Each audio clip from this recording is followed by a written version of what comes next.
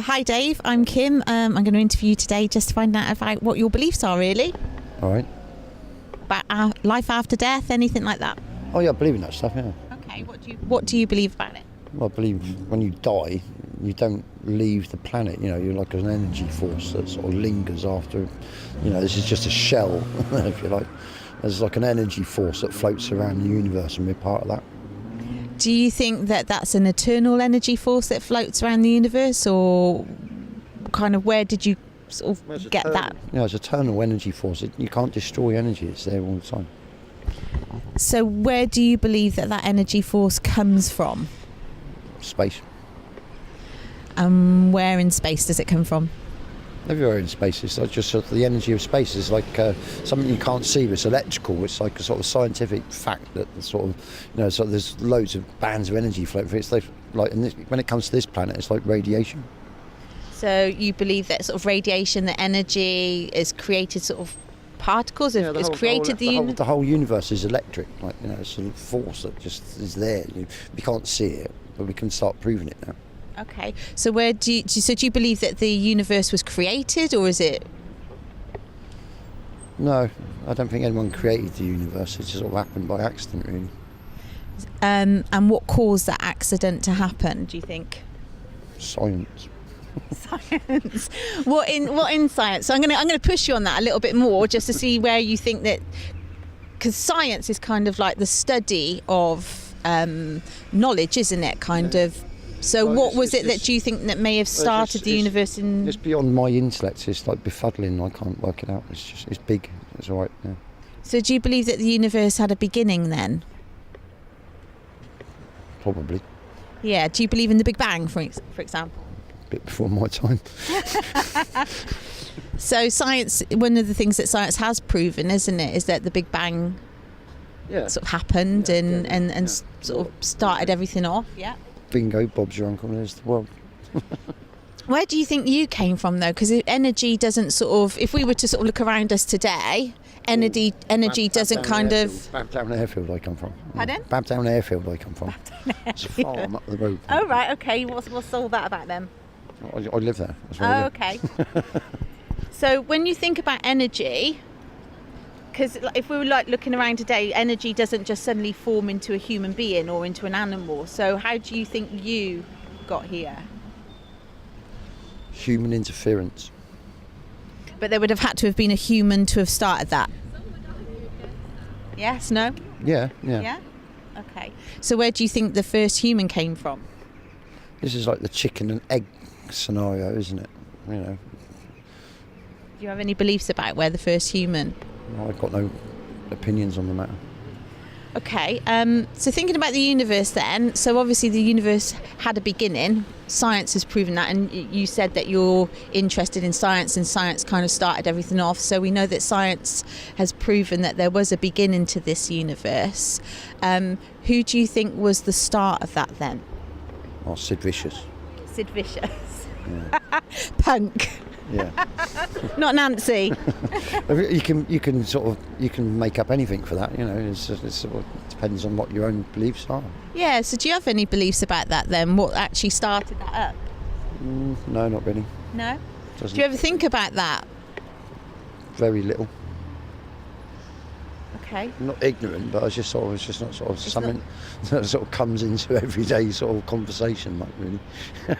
Yeah, because for me, we've already discussed off camera that sort of we're from a church, and so I'm a Christian, so I believe that God obviously started everything off. Right. Because I believe that there has to be a beginning. There is a beginning to something, but obviously God's your word for the process, isn't it?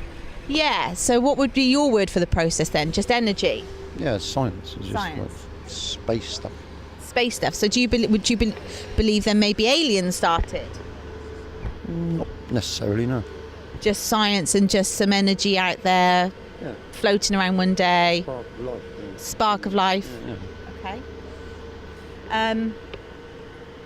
So do you think that things are designed? Do you think that you're a designed being? There's some evidence to suggest through the stuff I've been reading up on that there is a vein of truth in it, yeah. Do you think, or can you think of an example of anything in life that is not designed? Radiation. Radiation. Okay. Why would you say that radiation's not a designed process? Well, it's man-made. It's not supposed to exist. It shouldn't be there. No. Okay. What do you believe happens when you die? Not a lot. So do you believe that your energy goes somewhere? Do you believe that you're reincarnated? When you die, you just like sort of, it's like the moth and the chrysalis. You know, you just sort of shed this bit off and transform to something else. Maybe come back as a dog somewhere in Afghanistan or something like that, you know. So you believe in reincarnation? Oh yeah, definitely, yeah. So, so some of your beliefs would link more with sort of the views of like a Buddhist maybe, or? No, not necessarily. No, sort of spiritualist sort of side of things, yeah, definitely. Yeah, it's sort of, you know, the soul and sort of spirits, people, past life regression, all that type of stuff. You know, it's been sort of scientifically sort of said, yeah, that's okay, that's real. You know, that's what I look for is hard facts, not nonsense. Okay, so when science says that the universe, and I'm going to bring you back to the universe again. So when the universe has a beginning, there has to be a cause to that, doesn't there? So I'm going to push you on that. What do you think that cause is? Because we know that in life, say for example, a book doesn't just write itself, does it? This is a bloke called Eric in the bogs lighting up a fag. Bingo, the gas was on, big explosion. But who created Eric? The explosion. Where did the explosion come from? Eric. And where did Eric come from? The explosion. So it's like a chicken and an egg thing. You don't have a sort of definitive like beginning for that. Okay. So someone kicks me. So after this life, then you believe that you sort of like shed your skin, you shed your shell, and then where do you go? You float around for a bit, or? Who knows? That's the mystery of life, isn't it? What happens after death? It's an adventure. Do you believe that in a heaven or a hell at all? No, but I believe in karma. Okay. What you do in life follows you around, like catches up with you eventually. In this life or in another life? I don't think it matters. It could be both. Okay. Sooner rather than later in some people's cases. Yeah, so karma sort of is based upon, like, would you say, like, how good you are and how bad you are and how they outweigh each other? Would that be your belief about karma? Yeah, definitely, yeah. You do good stuff, you get good things come to you. You do bad stuff, bad things come to you. Sometimes it's instant, sometimes it's a little bit more sort of like longer lasting, you know, it comes to you eventually. So when it comes to thinking about good stuff and bad stuff, how do you measure what is good? By how I feel. So if Hitler were to be here today and he said that what he did made him feel good, would that be a good measure of goodness? Yeah, it would, yeah. He believed in it. So it's kind of like your own personal truth. Because it's interesting when you sort of like think about like. No, I'm just thinking about sort of like where you measure sort of goodness from, because everybody thinks in their own eyes, don't they? I could say that I feel like I'm quite a good person, but very often when we're comparing our goodness, we compare goodness to somebody who's worse than us, never to sort of somebody who's better. So I just wondered where your sort of standards of goodness came from. It's a bit of a tricky one, actually. Yeah, and it's like how you measure that, really. Yeah, I couldn't answer it. So, as a Christian, I would believe. So, for example, the Ten Commandments, that they are a good measure of seeing how. Well, in those days, the planet was a lawless place. You know, it was just like sort of anarchy. And So- people had to have a few rules to survive. And Do you those think were the it was? rules. Because I think history tells us that there was quite a sort of. Are you order to Are you things. going to live to be 50 years old, or are you going to die tomorrow, sort of thing? You know, so the rules are there to sort of help you survive. Well, we still have rules in our society today, don't we? Still based even on the Ten Commandments. Just a few, yeah. So, for example, things like do not murder, or so. Do you think that lying is good or I mean, the sort of bad? Ten Commandments are just like common sense back in the day, I reckon. They're still quite common sense now, though, aren't they? So if I were to ask you, like, What about lying? Do you think that you've ever told a lie? Oh, yeah, frequently. I enjoy it. It's a sport. It's like It's a a hobby. It's like sort of a recreational thing, like lying. It's good. Do you think that lies could be hurtful? Yeah, I mean, there's like good lies and there's bad lies, but sort of adventurous lies. I was in Swindon yesterday. Is that the truth? I got given. I'm not sure if I believe you. I got given 50 quid off this bloke, like just out of nowhere. Yeah. And what about, so for example, what about lying? Do you think that affects your conscience at all? No, not if it's a good lie. No, not Who defines whether it's a good lie or a bad lie? Is that you? me. I'm the liar. You're the liar. What about the person that you're lying to? I'm just having the fun with them. Just having a bit of fun? Yeah, it's just fun. Yeah. Okay. Like a gotcha, if you like.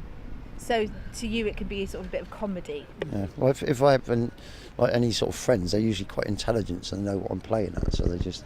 It's a bit of a joke. You're known as a bit of a joker, probably, yeah? Right. Okay. I like winding people up sometimes. What about using God's name as a swear word? Have you ever done that? Like, Yeah. oh my, Yeah. that kind I of swear thing. a lot. Yeah? Not on telly though. Not on telly. Good. I'm glad everybody will be glad of that today. So, does that? What would that make you in God's eyes then? If you used His name as a swear word, do you know what the word for that would be? Pissed off. It's called like a blasphemer. Oh right. Yeah. So you'd be known as a blasphemer. So, what about if you ever looked at a woman lustfully? Yeah. Yeah. A lot. A lot. Every 6 seconds. Every apparently. 6 seconds. Well, that's the Apparently. man's brain then, isn't it? Apparently. So, have you ever disrespected your parents in any way? Oh yeah, definitely. Yeah. Okay. So, before God, then, you'd be known as a lying, blasphemer, adulterer of heart, Cool. disrespectful to parents. Yeah. So God has a standard of goodness, Yes. and that's His standard of goodness. So, do you think you would have passed that standard of goodness or failed? Oh, miserably failed. Miserably Yeah, failed. totally. Yeah. So, if you had to stand before Him as judge of your life, do you think that you would go to heaven or hell, according to the Christian faith? I'd go to heaven. Why do you think you would go to heaven? I'm a nice bloke. So, thinking about God's standard, I'm a good bloke. so God's standard is like 100%. So if he says in the Bible that if you break one of His laws just once, you're guilty of breaking all of But them. when you juggle all the things you can and can't do and all the different types of gods and religions there are throughout the world, I mean, if you were in Bradford now, you wouldn't be allowed to do this because the Muslims would beat you up. Well, But they have a god, and it's a different god to ours. But I have to juggle up all these different like faiths and religions and people's beliefs, and through hitchhiking every day. Every time I sort of come in and out of town, I meet somebody different from all different walks of life, Yeah. different personalities, and I just do it on a day-to-day basis. So sort of play it by ear, if you like.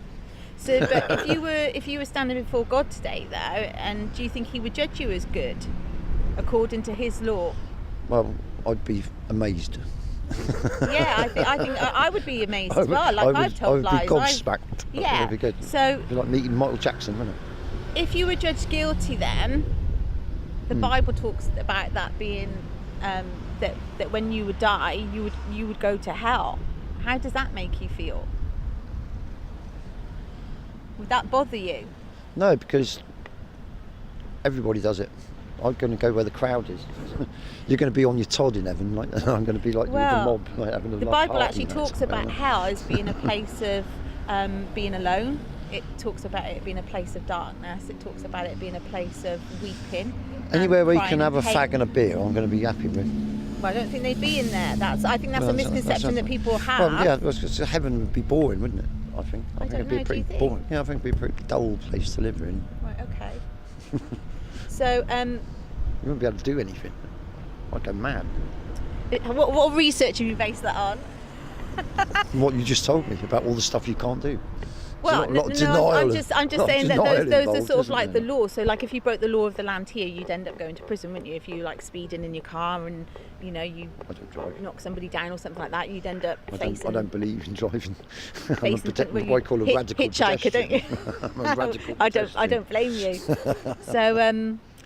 So like if you were to stand before God and have broken his laws, as everybody has, then would he be a fair judge to say that hell would be the place for you? Well, no, because according to like sort of religious teachings that I'm aware of, you can ask for forgiveness and just get let off Yeah. anyway. Like Who provides that forgiveness? Do you know within the Christian faith? the local vicar. No. Yeah, that's just man, isn't it? Because then he would be guilty of the same things. It's actually Jesus. Yeah, so Jesus dying on the cross. He was buried in a tomb. 3 days later, he was resurrected back to life. He was the Son of God, which doesn't mean like God's baby. It means like God's king. And through him doing that, he paid the fine for you so that you could get forgiveness, so that you wouldn't have to spend eternity in hell.